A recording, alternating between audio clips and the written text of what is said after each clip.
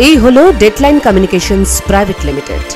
আপনারা দেখছেন express news, খবর নেয়, খবর দেয়।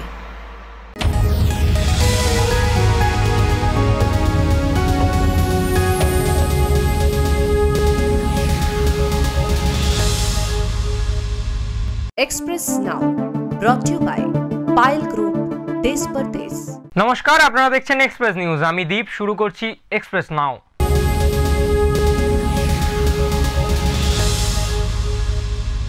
হাওড়ার আন্দুলের প্রভু জগৎবন্ধু কলেজের গেটে ভর্তি প্রক্রিয়ার প্রথম দিনেই তৃণমূল ছাত্র পরিষদ এবং এসএফআই এর মধ্যে সংঘর্ষ, হাতাহাতি, এমনকি ক্যাম্প ভাঙচুরও হয়। অর্থের বিনিময়ে ফর্ম পূরণের অভিযোগ নিয়ে পুলিশের দ্বারস্থ হয়েছে উভয় পক্ষই। বুধবার দুপুরে ভর্তি প্রক্রিয়া শুরু হতেই উত্তেজনা ছড়ায় হাওড়ার জগৎবন্ধু কলেজে। কলেজ গেটের সামনে ছাত্রছাত্রীদের ফর্ম পূরণে সহায়তার জন্য তৃণমূল ছাত্র পরিষদ এবং এসএফআই উভয় পক্ষই পৃথক ক্যাম্প স্থাপন করে। কিছুক্ষণের মধ্যেই দুই ছাত্র সংগঠনের কর্মীদের মধ্যে তীব্র বচসা শুরু হয়, যা দ্রুত হাতাহাতিতে রূপ নেয়। এসএফআই কর্মীদের অভিযোগ, টিএমসিপি কর্মীরা তাদের উপর চড়াও হয়ে মারধর করে, টেবিল চেয়ার ভেঙে দেয় এবং তাদের জোর করে ওই জায়গা থেকে সরিয়ে দেওয়ার চেষ্টা করে। তাদের দাবি, টিএমসিপি কর্মীরা অর্থের বিনিময়ে ফর্ম ফিল আপ করাচ্ছিল, যার প্রতিবাদ জানাতেই এই হামলা। আজ থেকেই আমাদের ফর্ম ফিল আপ চালু হয়েছে কলেজে ভর্তি। সেই এসএফআই প্রতি বছরের ন্যায় সারা রাজ্য জুড়ে বিনামূল্যে ক্যাম্প করে কলেজে ভর্তির জন্য। কিন্তু তেমনই আজকে আমরা আন্দুল কলেজের উল্টো দিকে আজকে আমরা ক্যাম্পটা যখন করছিলাম, তখন তৃণমূলের গুন্ডা বাহিনী এসে সেই ক্যাম্প ভাঙচুর করে। আমরা বিনামূল্যে যখন করছি, ওরা উল্টো দিকে ওরা টাকা নিয়ে ফর্ম ফিল আপ করছিল, সেটা ওদের সহ্য হয়নি। কারণ আমরা আমাদের বিনামূল্যে যদি আমরা ক্যাম্পটা করছি, ছাত্রছাত্রীদের সুবিধা দিচ্ছি এবং ছাত্রছাত্রীদের সংখ্যা যেই আমাদের বেশি হয়ে যায়, তৃণমূলের গুন্ডা বাহিনী এসে এই ক্যাম্পটা ভাঙচুর করে দেয়। অন্যদিকে তৃণমূল ছাত্র পরিষদ এসএফআই এর অভিযোগ অস্বীকার করেছে। তাদের পাল্টা দাবি, এসএফআই সমর্থকরা তাদের কাজে বাধা দেয় এবং মুখ্যমন্ত্রীর নামে অশ্লীল মন্তব্য করে। এর প্রতিবাদ করলে এসএফআই কর্মীরা তাদের ক্যাম্প ভাঙচুর করে। দেখুন, মারপিট যদি আমরা শুরু করতাম তাহলে আমাদের টেবিল চেয়ার ভাঙতো না। যেখানে আপনারা টেবিল চেয়ার পড়ে আছে, ওগুলো আমাদেরই টেবিল চেয়ার। ওরা দাবি করলে হবে, ওরা তো অনেক কিছুই দাবি করে। ওরা তো এর আগেও বলে গেছে, কলেজ গেটে এসে দাঁড়িয়ে বলে গেছে যে না, ওরা নিজেরাই নিজেদের গেঞ্জি ছিঁড়ে এইসব করেছে, কেউ আহত হয়নি। আমাদের উল্টে আমাদের মেয়েকে তাকে টানা হেরা করতে তার জামা কাপড় ছেড়ে যায়। আমরা সেই নিয়ে আগামীতে আমরা ভাবছি, আমরা আইনত সহায়তা করবো, আমরা থানায় সেই নিয়ে যাবো। ঘটনার পর উভয় পক্ষই একে অপরের বিরুদ্ধে অভিযোগ নিয়ে পুলিশের দ্বারস্থ হওয়ার সিদ্ধান্ত নিয়েছে। এই ঘটনায় কলেজের ভর্তি প্রক্রিয়া শুরুর দিনেই ব্যাপক উত্তেজনা ছড়িয়েছে গোটা এলাকায়। Bureau report, express news. একসময়ের ঝাড়গ্রামের বেলপাহাড়ির অনুর্বর লাল মাটি ছিল কৃষকদের দুঃস্বপ্নের কারণ। ধান চাষের লাগাতার লোকসানের পর এখানকার কৃষকরা এখন করলা চাষে নতুন দিশা খুঁজে পেয়েছেন, যা তাদের জীবন বদলে দিচ্ছে। কৃষকদের কঠোর পরিশ্রমে বিঘা প্রতি 30 কুইন্টাল পর্যন্ত করলা উৎপাদন হচ্ছে। মরশুমের শুরুতে প্রতি কুইন্টাল করলা 10,000 টাকা দরে বিক্রি হয়েছে, যা এখন কিছুটা পরিমাণ কমলেও বিপুল ফলনের কারণে আয় ভালোই থাকছে। প্রতিদিন 7 থেকে 10 টন করলা উৎপাদিত হচ্ছে, যা জেলার সীমানা ছাড়িয়ে ঝাড়খণ্ড ও ওড়িশা বাজারেও পৌঁছে যাচ্ছে।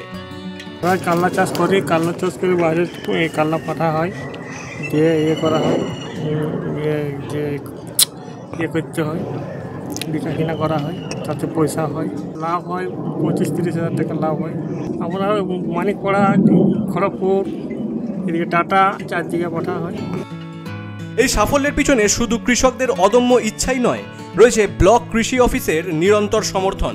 সহকৃষি অধিকর্তা জয় চক্রবর্তী জানান, যারা একসময় ভেবেছিল এই মাটিতে কিছুই হবে না, আজ তারাই সফল করলা চাষি। কুইন্টাল করলা তার একটু কম, 45 কুইন্টাল করলা হয় এবং আপনি এভারেজ ধরে রাখুন 15 টাকা করে কেজি, ভালো লাভ হয়। 2,000 টাকা করে কুইন্টাল ধরে এভারেজ ভালো লাভ হয়। মানে এক বিঘে করলা চাষ করলে একজন চাষি ধরে রাখতে পারেন আপনি 30,000 টাকা আপনার লাভ থাকবে তার, যদি সে ভালো করে করে। আর যদি এমনি সাধারণভাবে করে তাহলে তার মিনিমাম 15 থেকে 20,000 টাকা লাভ থাকবে।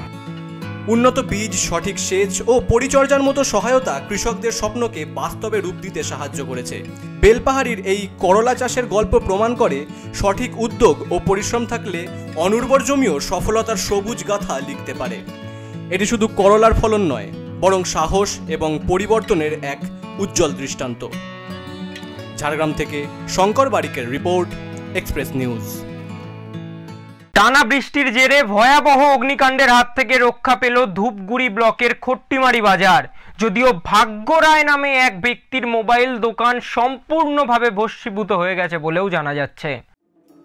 বুধবার গভীর রাতে মুষলধারে বৃষ্টির মধ্যেই ভাগ্যরায়ের মোবাইল দোকানে আগুন দেখতে পান এক স্থানীয় বাসিন্দা। প্রতিবেশীদের সাহায্যে বৃষ্টির জল দিয়েই আগুন নেভানোর চেষ্টা হয়। খবর পেয়ে ধূপগুড়ি দমকল ও পুলিশ প্রায় 1 ঘন্টার চেষ্টায় আগুন নিয়ন্ত্রণে আনে। প্রাথমিক অনুমান বৈদ্যুতিক শর্ট সার্কিট থেকেই আগুনের সূত্রপাত। মনে হয় যে ইলেকট্রিক শর্ট সার্কিট থেকেই আগুন। কতটা ক্ষয়ক্ষতি হলো এবং দমকল আসছে কি? দমকল আসছে, যদিও একটু দমকল আসতে দেরি হয়েছে, আসলে বর্ষা বদলের দিন তো রাস্তাঘাটে সুবিধার সমস্যা ছিল এবং বর্তমানে মানে আগুন অনেকটা নিয়ন্ত্রণে। আর আগুন যে দোকানটাতে লাগছে সম্পূর্ণ দোকানটা প্রায় ভর্তি হয়ে গেছে। আর পাশের দোকানগুলো চাবিটা অনেক দোকান বাইরের থেকে আসে, তাই চাবিও রাখা নাই। তবে সমস্ত এলাকাটাতেই জল দিয়ে মানে ফায়ার সার্ভিস মানে একদম সম্পূর্ণ ভিজে দিয়ে আগুন থেকে নিয়ন্ত্রণ করার চেষ্টা করছে। পাশের কিছু দোকানেও সামান্য ক্ষতি হয়েছে। এলাকার 50টিরও বেশি দোকান একে অপরের গা ঘেঁষে থাকায় বৃষ্টির কারণে সময় মতো আগুন নেভানো সম্ভব হওয়ায় বড়সড় ক্ষতি এড়ানো গেছে বলে মনে করছেন স্থানীয়রা। বাজারে অগ্নি নির্বাপক ব্যবস্থার অপ্রতুলতা নিয়ে ক্ষোভ প্রকাশ করেছেন স্থানীয় বাসিন্দারা। Bureau report, express news. অর্থ বরাদ্দেও থমকে রাস্তা। দীর্ঘ বছর বেহাল রাস্তায় ফুঁসছে সাঁকরাইলের গোবিন্দপুর গ্রাম। কম বেশি 1.5 কিলোমিটারের মতো ভাঙাচোরা রাস্তা, যাকে কংক্রিটে রূপ দেওয়ার জন্য বরাদ্দ হয়েছে সাংসদ তহবিলের টাকা। কাজ শুরুর তারিখ উল্লেখ করে লাগানো হয়েছে বোর্ডও, অথচ বছর ঘুরে গেলেও কাজ কিন্তু এগোয়নি এতটুকু। দীর্ঘ 1 বছর ধরে একই ছবি ঝাড়গ্রাম জেলার সাঁকরাইল ব্লকের গোবিন্দপুর গ্রামের। অভিযোগ, কিছু নির্মাণ সামগ্রী ফেলে রেখে উধাও হয়ে গিয়েছে ঠিকা সংস্থার কর্মীরা। জেলা প্রশাসন এখনো পর্যন্ত কোনো পদক্ষেপ না করায় রীতিমতো ক্ষুব্ধ গ্রামবাসীরা। সামনেই আবার বর্ষা আসছে, গরমের পরে বর্ষায় জানি না কীভাবে কাটাবো আমরা। যদি প্রশাসনের মানে দৃষ্টি আকর্ষণ মানে করেন, যদি কাজটা হয় তাহলে আমরা হয়তো সুস্থভাবে যেতে পারবো। অন্ততপক্ষে হসপিটাল, স্কুল এইসব জায়গাগুলোতে আমরা পৌঁছাতে পারবো। গোবিন্দপুর গ্রামে বেহাল রাস্তা পাকাপোক্ত না হওয়ার জন্য তৃণমূল নেতৃত্বকে কাঠগড়ায় তুলেছে সাঁকরাইল ব্লকের মণ্ডল কমিটির বিজেপি সদস্য। ওই আপনার ফেব্রুয়ারি মাসে 2024-এ কাজ শুরু বোর্ড পড়েছে আর কি। তারপর থেকে শেষ কবে জানা নেই। 24-এ তো শেষ লেখাই আছে, কিন্তু রাস্তা শেষ আর হয়নি। রাস্তায় এরকম টুকটাক মাটি টাটি পড়েছে, আর কোনো কাজ হয়নি। রাস্তা পুরো নরক যন্ত্রণা হয়ে আছে। 1 বছর ধরে রাস্তার কাজ সম্পূর্ণ না হওয়ায় যাবতীয় দায় জেলা পরিষদের দায়িত্বপ্রাপ্ত কর্তাদের দিকেই ঠেলে দিয়েছেন সাঁকরাইল ব্লকের বিডিও। আমি এটুকুই বলবো যে আপনি বললেন, আমি সেটা অবশ্যই দেখব। তবে এটা যেহেতু জেলা পরিষদ থেকে হচ্ছে, এটা জেলা পরিষদের ঝাড়গ্রাম জেলা পরিষদের সঙ্গে কথা বললেই ভালো হয়, ওনারা ডিটেলসটা বলতে পারবেন। মাস কয়েক পরেই বর্ষার মরশুম, অথচ জেলার দায়িত্বপ্রাপ্ত আধিকারিকদের চাপানুতর এখনো অব্যাহত। অবিলম্বে কাজ শুরুর দাবিতে আন্দোলনে নামার তোড়জোড় শুরু করেছে গোবিন্দপুর গ্রামের ভুক্তভোগী বাসিন্দারা। ঝাড়গ্রাম থেকে শঙ্কর বারিকের রিপোর্ট, এক্সপ্রেস নিউজ। এক্সপ্রেস নাওয়ে নিয়ে নেব একটা ছোট্ট বিরতি, ফিরে আসছি বিরতির পর।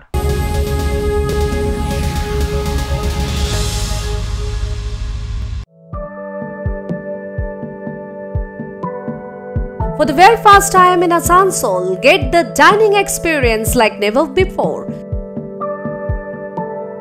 We offer a fine dining which include authentic cuisine from around the country and world. Our menu includes vegan, vegetarian and non-vegetarian dishes at a worthy place. Visit us with your family and friends for an unforgettable experience only at Pailin. This birthday is a multi-cuisine restaurant.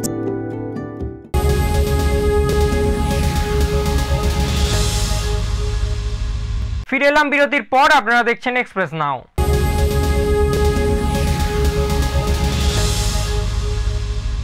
Birbhum জেলা পরিষদের সভাধিপতি কাজল শেখ বৃহস্পতিবার বোলপুর মহকুমা আদালতে হাজিরা দিলেন। 1995 সালের একটি মারামারির ঘটনায় বামফ্রন্ট সরকারের আমলে তার বিরুদ্ধে দায়ের করা মামলার পরিপ্রেক্ষিতেই তার এই উপস্থিতি বলে জানা যাচ্ছে। আদালতে হাজিরা দিলেন বীরভূম জেলা পরিষদের সভাপতি কাজল শেখ। 1995 সালের একটি মারামারির ঘটনায় তার বিরুদ্ধে দায়ের করা মামলার পরিপ্রেক্ষিতেই তার এই উপস্থিতি। আদালত থেকে বেরিয়ে কাজল শেখ সাংবাদিকদের জানান এটি একটি মিথ্যা মামলা। তার অভিযোগ, রাজনৈতিক প্রতিহিংসা চরিতার্থ করতেই বামফ্রন্ট সরকার তার বিরুদ্ধে এই মামলা দায়ের করেছিল। তিনি আরও বলেন, আগেও বহু মিথ্যা মামলায় তিনি বেকসুর খালাস পেয়েছেন এবং এই মামলাতেও নির্দোষ প্রমাণিত হবেন।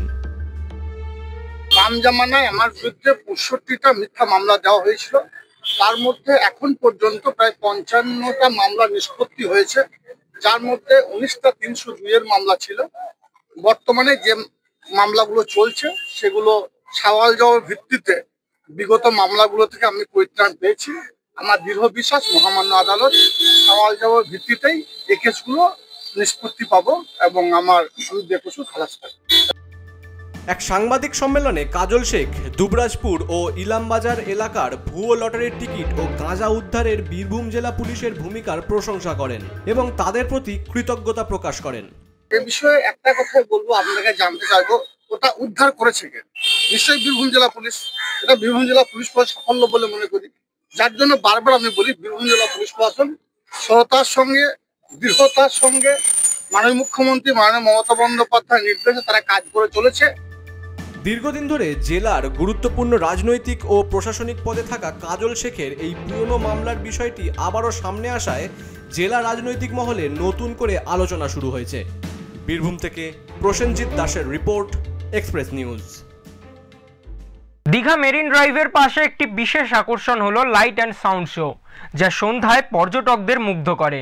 এই শোটি বিভিন্ন ঐতিহাসিক স্থান এবং স্থানীয় সংস্কৃতি সম্পর্কিত গল্প ও ছবি একত্রিত করে উপস্থাপন করে। লাইট ও সাউন্ডের এই মিশ্রণে দর্শকদের এক অন্যরকম অভিজ্ঞতা হয়।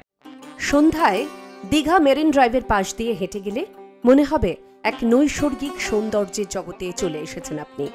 লাইট অ্যান্ড সাউন্ড মন কাড়বে পর্যটকদের। আলো শব্দের খেলা, সঙ্গে ফোয়ারা, মন্দিরের ঘণ্টার ধ্বনি।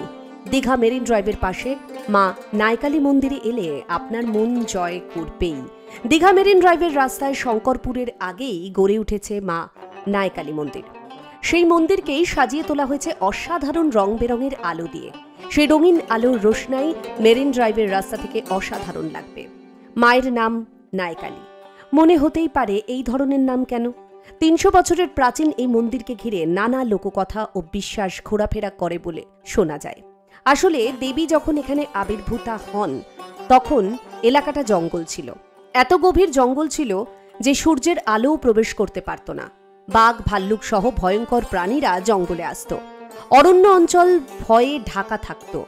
রাজ্যের মুখ্যমন্ত্রী মমতা বন্দ্যোপাধ্যায়ের অনুপ্রেরণায় মন্দিরটি নবরূপে নতুন সাজে নতুন আঙ্গিকে গড়ে উঠেছে এবং এখানে শুধু আমাদের রাজ্যের মানুষ আসেন তা নয়, আমাদের ভারতবর্ষের বাইরেও বিভিন্ন বিদেশি পর্যটকরা আসেন। তারা অনেক আনন্দ উপভোগ করেন। লাইট সাউন্ড সিস্টেমের মধ্য দিয়ে তারা এখানে আলোর রোশনায় সাউন্ড সিস্টেম সহ ফোয়ারাটাও দেখতে পাবেন। মন্দিরের সেবায়িতরা সেই কোঠর থেকে মাকে দেখতে পান। তারপর সেবায়িতরা একচালা ঘরে শুরু করেন মায়ের পুজো। এরপর সেই মায়ের কথা লোকমুখে ছড়িয়ে পড়লে জাগ্রত দেবীর পুজো চালু হয়। শুভ কামনা করে মহা আড়ম্বরে মন্দিরে পুজো পাঠ চালু হয়েছে। কালী মন্দির অতি প্রাচীন, বলতে গেলে প্রায় 300 বছরের পুরনো। আমি এই এলাকারই একজন শিক্ষক, তো আমি আমার দাদু কাকু এদের কাছ থেকে শুনেছি এই এলাকায় মৎস্যজীবীরা তাদের যে নৌকো বা লঞ্চ নিয়ে মৎস্য শিকারে যান, তারা সেখানে মানত করেন, অথবা আমাদের এই পাশাপাশি এলাকায় গরু টরু ইত্যাদির মানত হয় এবং সেখানে ক্ষীরভোগও হয়। 300 বছরের পুজো দেখতে ভিড় জমায় অগণিত ভক্ত। দেশ বিদেশের পর্যটন কেন্দ্রে 3D প্রজেকশন ম্যাপিং রয়েছে। এখানেও সেই প্রদর্শনী চালু হচ্ছে বলে সূত্রের খবর। আশা করা হচ্ছে কালী তীর্থকে কেন্দ্র করেই দর্শনার্থী থেকে পর্যটক সবার সমাগমে এই মন্দির ও সংলগ্ন এলাকার অর্থনীতিও উজ্জীবিত হবে। ফলে শঙ্করপুরের মা নাইকালীকে ঘিরে মানুষের আগ্রহ ক্রমশ বাড়ছে। পূর্ব মেদিনীপুর থেকে রাজীব নন্দীর রিপোর্ট, এক্সপ্রেস নিউজ। টানা বৃষ্টিতে জলমগ্ন হয়ে পড়েছে খাতড়া শিমলাপাল এবং বাঁকুড়া ঝাড়গ্রাম সড়কের একাংশ। এর ফলে এই গুরুত্বপূর্ণ রাস্তাগুলিতে যোগাযোগ ব্যবস্থা সম্পূর্ণ বিচ্ছিন্ন হয়ে যায়, যা স্থানীয় বাসিন্দাদের মধ্যে তীব্র ক্ষোভের সৃষ্টি করেছে। দফায় দফায় বৃষ্টিপাতের কারণে খাতড়ার দিক থেকে সিমলাপাল যাওয়ার জরিষা সেতুর উপর প্রায় 7 থেকে 8 ফুট জল জমে যায়। জলের তলায় ডুবে গেছে বেশ কিছু ট্রাক এবং রাস্তার ধারের দোকানপাট। এই পরিস্থিতিতে রাস্তা দিয়ে চলাচল করা অত্যন্ত ঝুঁকিপূর্ণ হয়ে উঠেছে এবং যান চলাচল সম্পূর্ণরূপে বন্ধ করে দেওয়া হয়েছে। এই রাস্তা দুটি এলাকার মানুষের দৈনন্দিন যাতায়াতের প্রধান মাধ্যম। বর্ষা শুরুর আগেই এমন ভয়াবহ অবস্থা হওয়ায় এলাকাবাসী ব্যাপক চিন্তায় রয়েছেন। তাদের এখন একটাই প্রশ্ন, বর্ষা পুরোপুরি ঢুকে গেলে তাদের কি অবস্থা হবে? দীর্ঘদিনের সমস্যা হওয়া সত্ত্বেও এখনও পর্যন্ত এই রাস্তায় একটি হাইওয়ে সেতু নির্মাণ না হওয়ায় সাধারণ মানুষের মধ্যে ক্ষোভ বেড়েই চলেছে। অবস্থা আমাদের এখানে তো পারাপারের আর বিকল্প কোনো রাস্তা নেই। আমাদের এটা ঝাড়গ্রাম রোড, ঝাড়গ্রাম বাঁকুড়া রোড, যেটা বর্ষাকালে প্রতি বছরই প্রায় 2-4 দিন করে মাঝে মাঝেই এইভাবে ডুবে থাকে। প্রতি বছর কি বর্ষা এলে এই অবস্থা? বর্ষা এলেই অবস্থা। এখন তো বর্ষা পড়েনি ভালো করে। এখনো পড়েনি, এই তো শুরু। বর্ষার আগে এই অবস্থা? শুরুতেই এই অবস্থা। শুরুতেই পুরো বর্ষা বাকি। কদিন ধরে এই অবস্থা? এই অবস্থা কাল রাত 10:30 থেকে। স্থানীয়দের দাবি অবিলম্বে এই রাস্তায় একটি হাইওয়ে সেতু নির্মাণ করা হোক, যাতে বর্ষার সময়ও নির্বিঘ্নে যান চলাচল করতে পারে। কবে এই সমস্যার সমাধান হবে এবং সাধারণ মানুষের যাতায়াত স্বাভাবিক হবে, সেই অপেক্ষায় দিন গুনছেন খাতড়া ও সিমলাপালের বাসিন্দারা। এখানকার সাধারণ মানুষের যে দাবি, তাদের অবিলম্বে এই সেতু কাজ শুরু করা হোক। বাঁকুড়ার খাতড়া থেকে দেবনাথ মোদক, এক্সপ্রেস নিউজ। ঐতিহাসিক শহর কালনা, পূর্ব বর্ধমানের অম্বিকা কালনায় বর্ধমান মহারাজার প্রতিষ্ঠা করা অনেক মন্দির আছে, যার মধ্যে অন্যতম উল্লেখযোগ্য হল কৃষ্ণচন্দ্রজি মন্দির বা কৃষ্ণচন্দ্র মন্দির। কালনার কৃষ্ণচন্দ্রজি মন্দির বা কৃষ্ণচন্দ্র মন্দির কালনার রাজবাড়ী মন্দির চত্বরের পূর্ব দিকে অবস্থিত। অপরূপ টেরাকোটার কাজে সমৃদ্ধ এই মন্দির 1751 খ্রিস্টাব্দে বর্ধমান রাজ ত্রিলোক চন্দ্রের মাতা লক্ষ্মী কুমারী এই মন্দির প্রতিষ্ঠা করেন। কত না অজানা ইতিহাস লুকিয়ে রয়েছে রাজবাড়ির কৃষ্ণচন্দ্র মন্দিরের অন্দরে। এই মন্দিরের আশেপাশেও রয়েছে একাধিক মন্দির। বর্ধমান মহারাজা ত্রিলোক চন্দ্রের মাতা লক্ষ্মী কুমারী কৃষ্ণচন্দ্র মন্দির এবং কৃষ্ণচন্দ্র মন্দিরের আশেপাশের মন্দিরগুলি প্রতিষ্ঠা করেন। বহু দূর দূরান্ত থেকে অনেক পর্যটক এই মন্দিরগুলি দেখতে আসেন। মন্দির চত্বরে রয়েছে মোট 4টি মন্দির: কৃষ্ণচন্দ্র মন্দির, বদ্রীনারায়ণ মন্দির, রাম সীতা মন্দির এবং চতুর্থ যে মন্দির রয়েছে সেই মন্দিরে কোনো বিগ্রহ নেই। প্রতিটি মন্দিরের একটি করে অর্থ আছে। বদ্রীনারায়ণ মন্দিরে বিরাজ করছেন বদ্রীনারায়ণ সত্যযুগের অবতার, রাম সীতা মন্দিরে বিরাজ করছেন ভগবান রাম ত্রেতা যুগের অবতার। আরেকটি মন্দির যেখানে অবতার শ্রীকৃষ্ণের বিগ্রহ রয়েছে, অর্থাৎ দাপর যুগের অবতার। কিন্তু যে মন্দিরটি বিগ্রহহীন সেটি হয়তো কলিযুগের অবতারকে প্রতিষ্ঠা করার জন্য খালি রাখা হয়েছিল বলেই অনেকের অনুমান। একই জায়গায় 4 যুগের অঙ্গভূষণ আছে, যা পৃথিবীতে একমাত্র অম্বিকা কালনার রাজবাড়ির ভিতরে কৃষ্ণচন্দ্র মন্দিরে রয়েছে। ফলে এই মন্দিরগুলি ইতিহাসের এক একটি অনবদ্য দলিল। কালনা থেকে রীতা ভট্টাচার্যের রিপোর্ট, এক্সপ্রেস নিউজ। এক্সপ্রেস নাও আজকের মতো এই পর্যন্তই। চোখ রাখুন এক্সপ্রেস নিউজের পর্দায়। এক্সপ্রেস নিউজ, খবর নেয়, খবর দেয়।